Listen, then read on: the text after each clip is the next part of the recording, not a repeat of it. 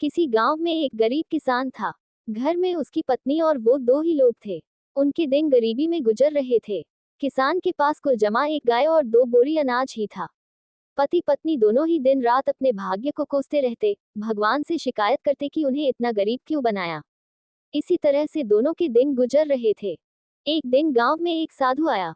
वो गांव भर में भिक्षा मांगता हुआ उस किसान के घर भी पहुंचा। जैसे ही साधु ने किसान के घर आवाज लगाई, उसकी पत्नी और उसने अपने भाग्य को कोसना शुरू कर दिया।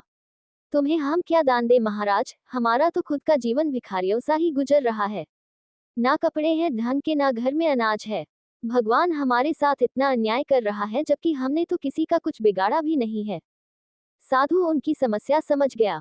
उसने कहा, देवी भाग्य भगवान नहीं बनाता, हमारे कर्म ही भाग्य बनाते हैं।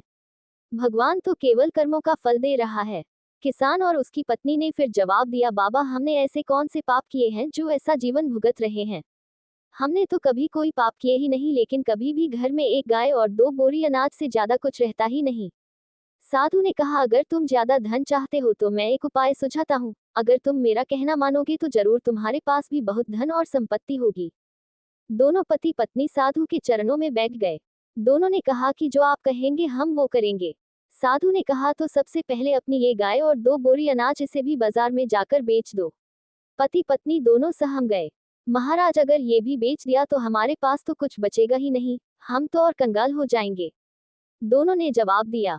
साधु ने समझाया, मैं जो कह रहा हूँ वैसा करो, अगर नुकसान हुआ तो भरपाई मैं कर दूंगा। मैं तुम्हें फिर से एक गाय और दो बोरी अनाज ला दूंगा। डरते डरते दोनों राजी हुए। किसान ने बाजार में जाकर गाय और अनाज को बेच दिया। धन लेकर घर लौटा। फिर साधु ने कहा, अब एक काम करो, इस धन से उन गरीबों को भोजन कराओ जिनके पास खाने को कुछ नहीं है। किसान ने वैसा ही किया। कई गरीबों को भोजन करा दिया। ये बात गांव जमींदार को पता चली कि गरीब किसान ने अपनी गाय और अनाज बेचकर भूखों को खाना खिला दिया। उसने तुरंत अपने सेवक को भेजकर किसान के घर एक गाय और दो बोरी अनाज भिजवा दिया। साधु ने फिर किसान से कहा कि इसे भी बेचकर आओ और कल फिर गरीबों को भोजन कराओ। किसान ने फिर ऐसा ही किया। तो फिर किसी ने उस किसान को दान में एक गाय और दो बोरी अनाज भिजवा दिए। साधु के कहने पर किसान रोज गरीबों को इसी तरह भोजन कराता रहा और उसके यहाँ रोज दान आने लगा। लोग उसकी मदद करने लगे कि ये किसान गरीब होकर भी भूखों को भोजन कराता है। धीरे धीरे उस किसान की ख्याति दूसरे गांवों में भी फैल गई।